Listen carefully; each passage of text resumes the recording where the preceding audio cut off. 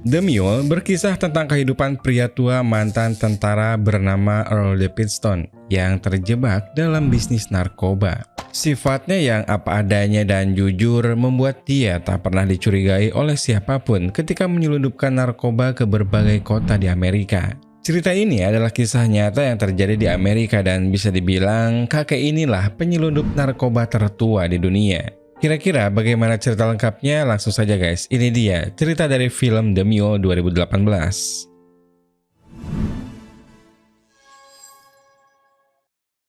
Earl Davidson adalah seorang veteran perang Korea yang kini menjalankan bisnis perkebunan tanaman hias di sebuah kota Peoria, Amerika Serikat.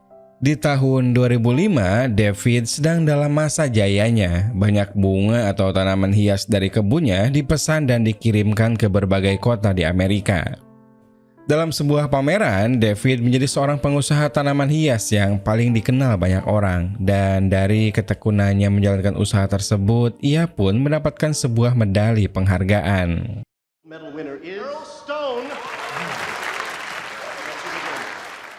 Malam perayaan itu tampak sempurna bagi David, namun hal sebaliknya terjadi di pernikahan anaknya yaitu Iris. Ia sangat cemas karena David tak kunjung tiba. Kemudian Mary ibunya mencoba menenangkan dengan mengatakan bahwa David kemungkinan besar tidak akan datang. Sejak dulu, David selalu mementingkan pekerjaan dan tanamannya dibandingkan dengan keluarganya. Waktu pun terus berlalu. Di tahun 2017, bisnis tanaman David bangkrut. Bahkan rumahnya disita oleh bank dan pernikahannya pun harus kandas. Tak punya tujuan pasti, David memutuskan untuk ke rumah cucunya yaitu Ginny yang kebetulannya sedang ada pesta persiapan pernikahan. Ginny menyambut kakeknya itu dengan sangat bahagia karena tak biasanya ia datang menghadiri acara keluarga. Namun suasana berubah kisruh saat Iris dan Mary datang.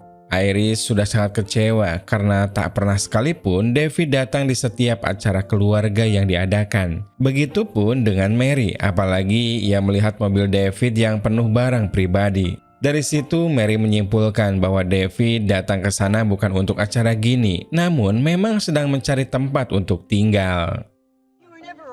Father or a husband. What the hell are you talking about? And hand each other trophies for watching seeds sprout. Acara tersebut akhirnya berjalan kurang sempurna tanpa kehadiran Iris, Mary ataupun David. Sebelum pergi, David sempat ditemui oleh seorang pengunjung pesta bernama Rico.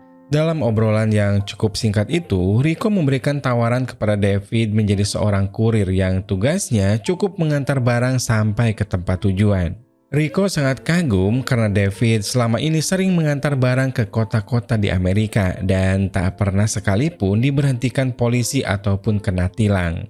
Maka dari itu Rico sangat yakin pekerjaan tersebut sangat cocok untuk David. Kalau hanya berkendara dan mengantarkan barang, David rasa itu bukanlah pekerjaan yang sulit sehingga esoknya ia pun datang ke alamat yang Rico kemarin berikan. Awalnya tidak ada yang mencurigakan karena alamat tersebut adalah toko ban biasa. Namun ketika David masuk, di sana sudah ada beberapa orang pria dan salah satunya memegang senjata.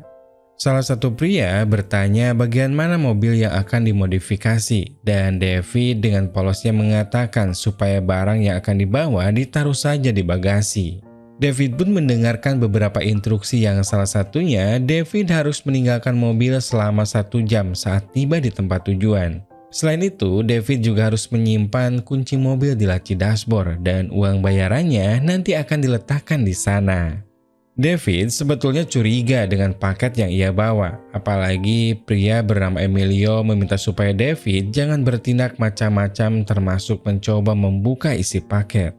Tak mau membuat masalah, maka David pun memilih untuk segera pergi dan menyelesaikan tugasnya. Di sisi lain, Agent Colin Bates baru saja dipindahkan dari New York ke kantor BNN Chicago. Di hari pertamanya bekerja, ia disambut oleh atasannya. Kemudian, ia juga bertemu dengan rekan kerjanya yang bernama Trevino. Colin adalah seorang petugas yang selalu bekerja cepat. Oleh karena itu, di hari pertamanya ia langsung berkeliling mencari kerumunan anak muda sebagai upaya untuk mencari bahan penyelidikan. Selama di New York, Colin berhasil menyelesaikan beberapa kasus narkoba besar. Jadi bukan sesuatu yang sulit untuk menemukan seorang target yang diyakini terlibat dalam jaringan narkoba. Pria yang dicurigai pertama bernama Louis Rocca yang Colin datangi saat sore harinya. Everybody's on their cell phone. My name is Special Agent Colin Baker, Luis Roca. Louis tentu saja kaget didatangi oleh Colin yang mengaku dari BNN Chicago dan ia mengaku tidak tahu menahu soal narkoba apapun.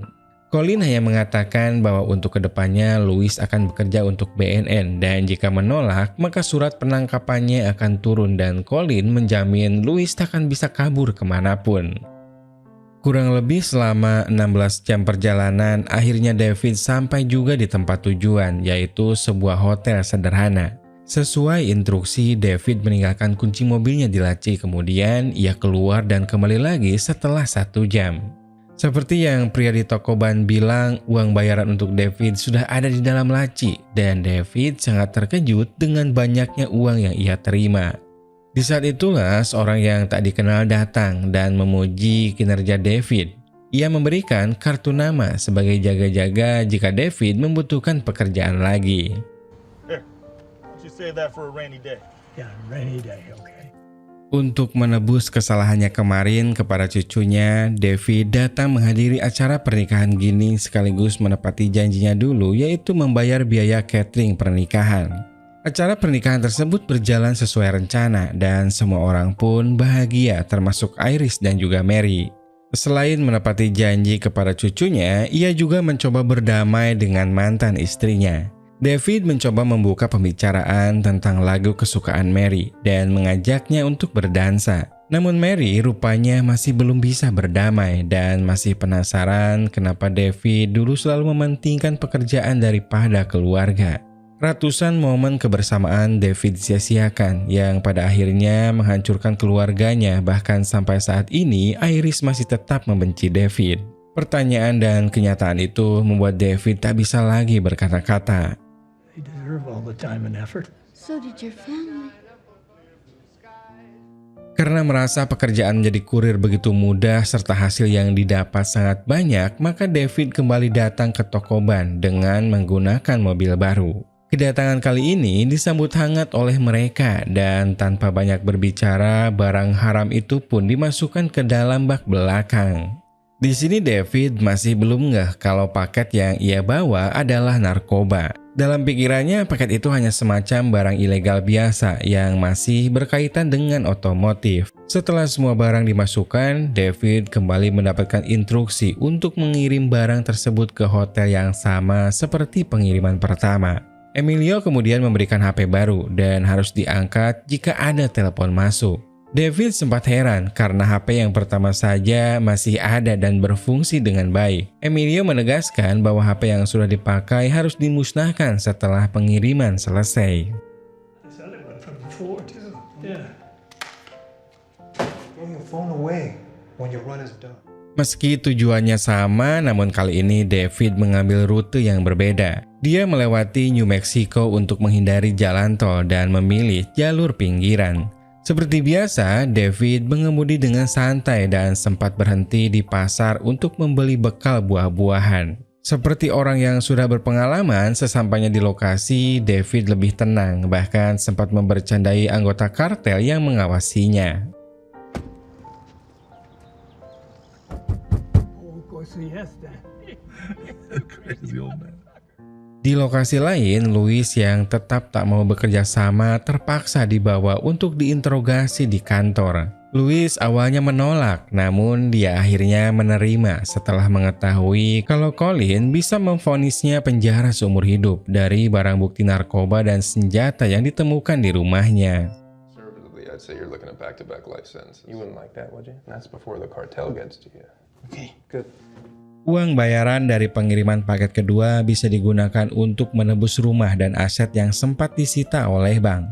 Setelah menyelesaikan urusan di bank, David pergi ke tempat komunitas para veteran dan ia mendapati bahwa tempat tersebut sedang dalam kondisi tak baik karena baru saja kebakaran. Dipastikan kalau tidak diperbaiki maka tempat itu tak bisa lagi menampung berkumpul para veteran dan sangat disayangkan bagi mereka yang menganggap perkumpulan itu adalah keluarga. Akhirnya, demi membantu memperbaiki tempat komunitas, David pun kembali menjadi kurir. Namun ada yang membuat David curiga, yaitu jumlah barang yang dibawa lebih banyak dari biasanya. Ketika bertanya apa isi dalamnya, mereka tak ada yang menjawab satupun, hanya mengingatkan supaya David selalu waspada dan berhati-hati. Ya, seperti pengiriman sebelumnya, David berusaha untuk tak memperdulikan barang apa yang ia bawa dan melupakan rasa penasarannya. Sekitar setengah perjalanan, rasa penasaran itu kembali muncul dan kali ini David tak bisa menahannya sehingga memutuskan untuk berhenti dan melihat apa isi tas yang ia bawa. Disinilah David sadar dan ia sangat terkejut ketika mendapati bahwa isi tas itu adalah kokain yang jumlahnya berkilo-kilo. David tentu saja merasa takut dan ketika ia akan pergi, tiba-tiba saja. Officer, hi. What do you got there? These pecans. Yeah, pecans. She makes the worst pecan pie. Beruntung, David mampu mengelabui polisi tersebut sampai kemudian anjing pelacaknya menggonggong ingin keluar. Saat polisi melepaskannya, David melumuri tangannya dengan pasta gigi, lalu ia menyambut anjing itu dengan tangannya. Apa yang dilakukan David ternyata berhasil mengacaukan penciuman si anjing dan polisi itu pun membiarkan David kembali melanjutkan perjalanan. Di sisi lain, Louis diajak oleh Colin dan Trevino berkeliling Chicago untuk menjelaskan bagaimana bosnya mendapatkan pasokan narkoba. Louis bercerita kalau narkoba akan datang dari berbagai kota ke titik pengiriman yang biasanya ada di beberapa hotel dan kurir akan memarkirkan mobilnya di hotel lalu mereka akan mendapatkan bayaran setelah barangnya diambil. David berhasil mengirimkan paket ketiga dan untuk kali ini David sangat kaget karena bayaran yang diterima berkali-kali lipat dari biasanya. Uang itu kemudian ia gunakan untuk membantu renovasi dan pembukaan ulang tempat komunitas veteran perang. Berkat David, berbagai acara musik dan acara lain bisa terus digelar. Mereka, para veteran pun tetap bisa berkumpul dan bercengkrama bersama teman-teman seperjuangannya.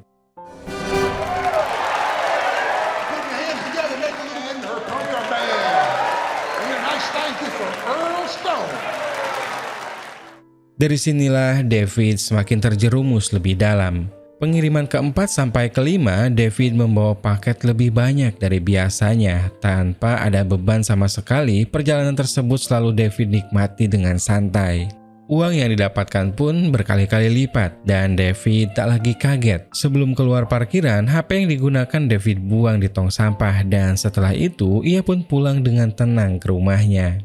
Di tempat lain di Meksiko, seorang bernama Laton, yaitu bos Emilio yang selama ini memasok narkoba, memuji kinerja David dan ia punya rencana melakukan pengiriman besar-besaran. Laton meminta anak buahnya yaitu Julio untuk mengawasi David yang akan membawa narkoba sebanyak 110 kg dengan nilai 40 miliar rupiah. Beberapa hari kemudian, David datang ke toko ban seperti biasa dan karena sudah sangat akrab, David pun disambut seperti teman mereka sendiri. Tidak ada rasa ketegangan lagi di antara mereka sebelum akhirnya Julio datang dan meminta Emilio memasukkan seluruh barang bawaan ke dalam mobil. Julio bertingkah seperti paling berkuasa di sana, bahkan memanggil David sebagai seorang keledai pengantar ketika David berusaha meminta Julio untuk lebih santai. Mules don't talk. Somebody ought to cool his ass. Biasanya David bisa bersantai dulu bercerita bersama Emilio dan teman-temannya. Namun kali ini ia dipaksa untuk segera melakukan perjalanan. Tak mau membuat masalah, David pun menuruti perintah itu dan memacu mobilnya seperti biasa. Di tengah perjalanan, David berhenti untuk membantu pengendara lain yang mengalami kempes ban. Julio dan temannya pun sedikit kesal karena David membuat pengiriman jadi terlambat. Namun karena tak ada pilihan lain, mereka pun terpaksa hanya memantau dari kejauhan sampai David berhasil membantu si pengendara itu mengganti ban. Karena perjalanan tadi sempat terganggu, maka David menjadi terlambat dan ia memutuskan untuk beristirahat di sebuah motel. Di sini Julio kembali kesal karena David malah asik bersama dua perempuan di kamarnya, sementara mobil yang berisi penuh narkoba ditinggalkan begitu saja di parkiran tanpa ada rasa khawatir sedikit pun. Teman Julio sempat menyarankan supaya David diberi sedikit pelajaran, namun Julio menolak karena pesan dari Laton David harus diperlakukan dengan baik. Pengiriman kali ini tidak ke hotel seperti biasa, tapi ke sebuah tempat yang mirip seperti bengkel. Orang yang ada di sana pun kaget karena seharusnya David tak mengantarkan barang itu ke sana. Tak lama kemudian Julio datang dan sempat terjadi salah paham hingga akhirnya orang-orang di sana mengerti bahwa Julio adalah orang kepercayaan Laton. Sebenarnya Julio juga bertanya kepada David kenapa bisa ia menuju ke alamat tersebut. David hanya menjawab bahwa ia sudah sesuai dengan alamat yang di-SMS-kan, yang mana SMS itu berasal dari Meksiko yang berarti dari Laton langsung. Malam harinya Julio menelpon Laton dan meminta izin untuk membunuh David dengan alasan David tak mengikuti arahannya. Ia suka berhenti sesuka hati, bahkan tak memperdulikan barang bawaan. Namun permintaan itu ditolak. Laton justru membela David karena menurutnya cara berkendara David yang tak biasa itu membuatnya susah ditebak oleh polisi. Sebelum telepon itu ditutup, Laton meminta supaya Julio memperlakukan David dengan baik. Stay with him, make him feel at home, okay? Do your job. Beberapa minggu kemudian, Colin kembali menemui Louis untuk meminta perkembangan informasi. Louis saat itu membawa buku yang berisi daftar pengiriman narkoba berikut jumlah pengiriman. Louis menjelaskan ada pengiriman narkoba yang cukup fenomenal karena sukses mengirim ratusan kilogram dan pengiriman itu dilakukan oleh seorang yang disebut dengan kakek. Guy's nickname's Tata? That's good. Good work. Rutinitas pengiriman terus berlanjut diawasi oleh Julio dan temannya. Seperti biasa, David selalu melakukan perjalanan dengan santai melewati rute yang berbeda-beda. Ketika melewati restoran enak, ia selalu berhenti dan Julio pun terpaksa mengikutinya. Di sela-sela itu, David pernah menyarankan agar Julio lebih menikmati hidup daripada terlalu serius memikirkan pekerjaan. Ketika mereka selesai makan, Julio tiba-tiba dihadang seorang polisi dan ditanyai kenapa mereka ada di sana. Si polisi itu curiga dengan gerak-gerik Julio dan temannya yang terkesan berbeda dengan para pengunjung restoran lainnya. Beruntung saat itu David mengatakan bahwa Julio dan temannya adalah pekerja yang akan membantunya pindahan. Setelah diberi makanan sebagai bekal, si polisi itu pun akhirnya pergi dari sana. Pengiriman hari itu adalah pengiriman terbesar untuk kartel Laton. David berhasil membawa 282 kg kokain sekali jalan tanpa ada masalah. Sebagai ucapan terima kasih, Laton mengundang David untuk datang ke rumahnya. Keesokan harinya, David diterbangkan ke Meksiko dan disambut hangat oleh Laton. Ia diajak berkeliling, kemudian malamnya disediakan pesta besar yang dihadiri banyak perempuan. Laton dan David menikmati pesta tersebut. Semuanya berjalan lancar, bahkan Laton sengaja memberikan seorang wanita cantik untuk menemani David.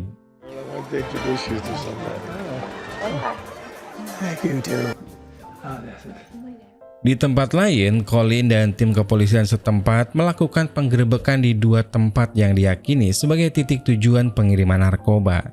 Dua lokasi itu digerebek secara bersamaan, satu rumah dan sebuah garasi. Namun mereka hanya mendapatkan beberapa warga ilegal dan paket kokain kecil.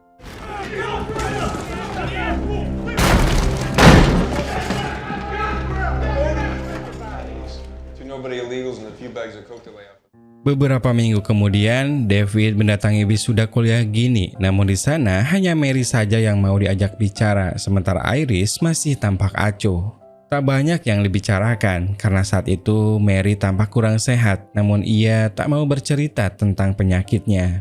Beberapa minggu kemudian, Laton sedang berlatih menembak. Tanpa disadari, salah satu anak buahnya menembak Laton dari belakang dan pembunuhan itu atas suruhan kaki tangan Laton sendiri, yaitu Gustavo. Gustavo merasa Laton terlalu lunak sehingga BNN mulai mengendus pergerakan mereka. Untuk kedepannya, Gustavo ingin semua kurir ataupun anak buahnya bekerja tepat waktu dan sesuai dengan rencana.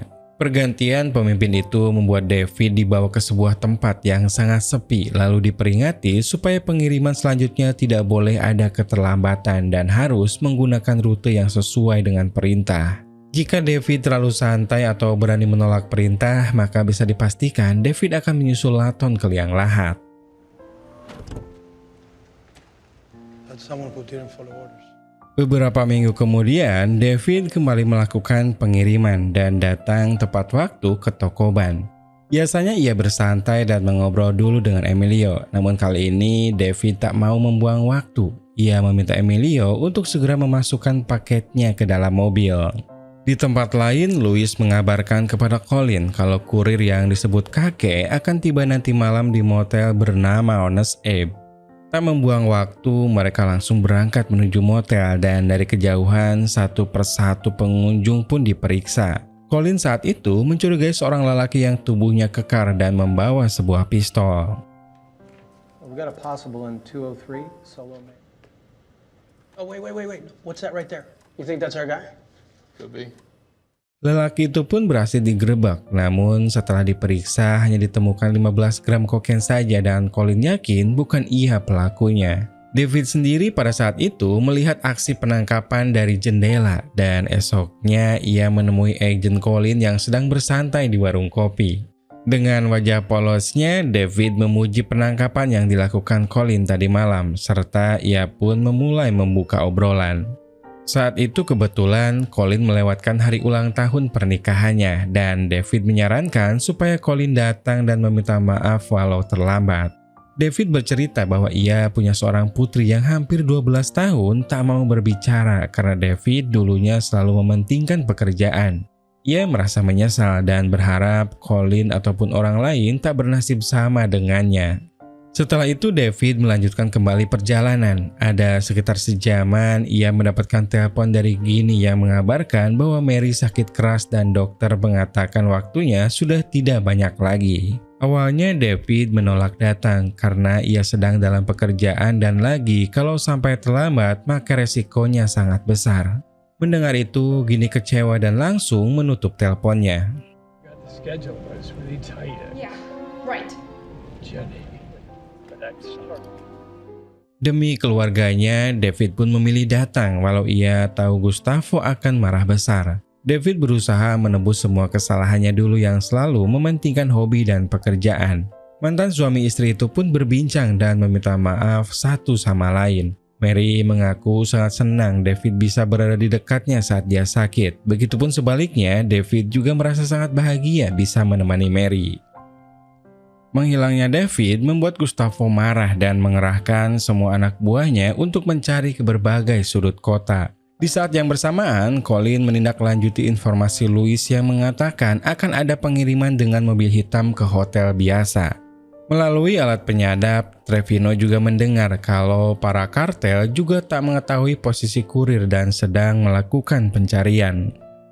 Posisi David masih di rumah Mary. Dia fokus merawat dan menemaninya di kamar tidur.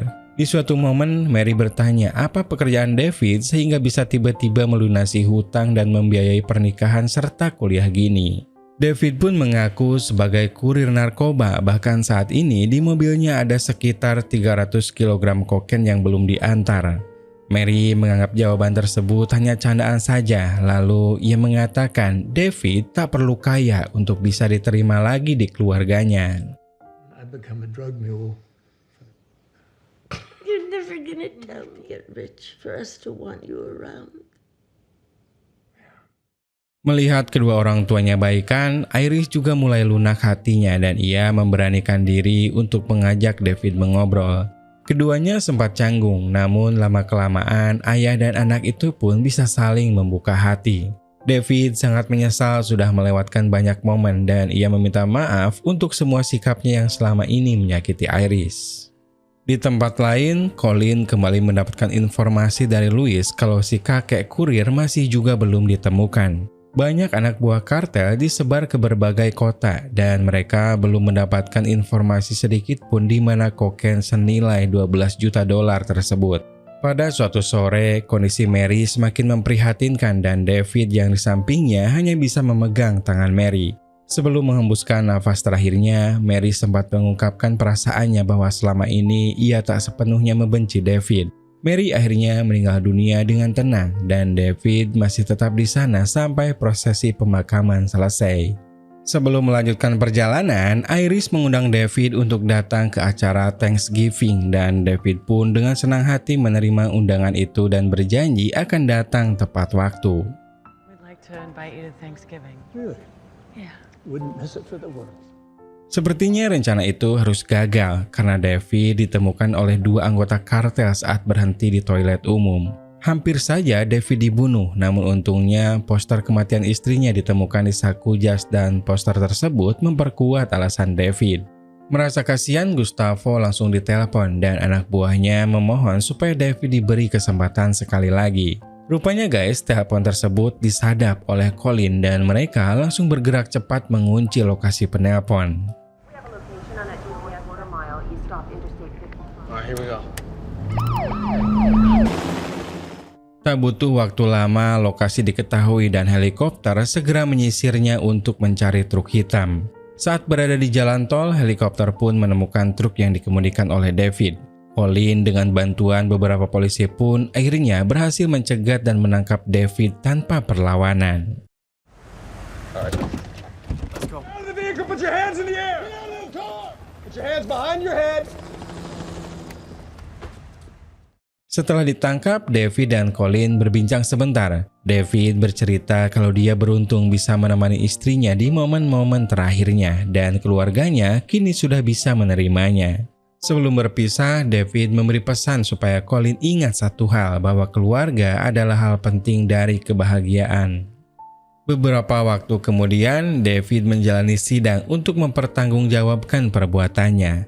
Saat pengacara David mengungkapkan berbagai pembelaan, David memotongnya dan mengaku bersalah atas semua tuduhan hakim. Hal itu pun membuat semua orang terkejut, termasuk keluarga David. Sebelum dibawa ke penjara federal, Iris berjanji akan selalu menjenguk David saat ada kesempatan. Di momen perpisahan ini, David tampak sangat menyesal. Ia ingat kata-kata istrinya bahwa David tak perlu menjadi kaya untuk bisa diterima lagi di keluarganya.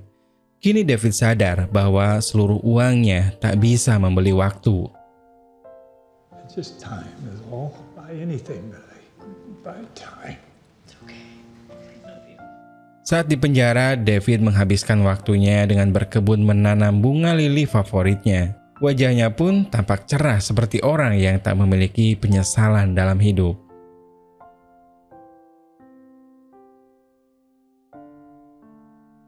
Dari film ini bisa diambil pelajaran tentang pentingnya peran seorang suami maupun ayah. Meski laki-laki wajib memberikan nafkah untuk keluarganya, bukan berarti ia harus selalu mengedepankan pekerjaan dibandingkan keluarga. David merupakan pria beruntung karena masih diberi kesempatan untuk memperbaiki kesalahannya. Kira-kira film apa lagi yang nanti kita harus bahas guys? Tulis langsung di kolom komentar di bawah. Terima kasih banyak dan sampai jumpa lagi di video 7 menit selanjutnya.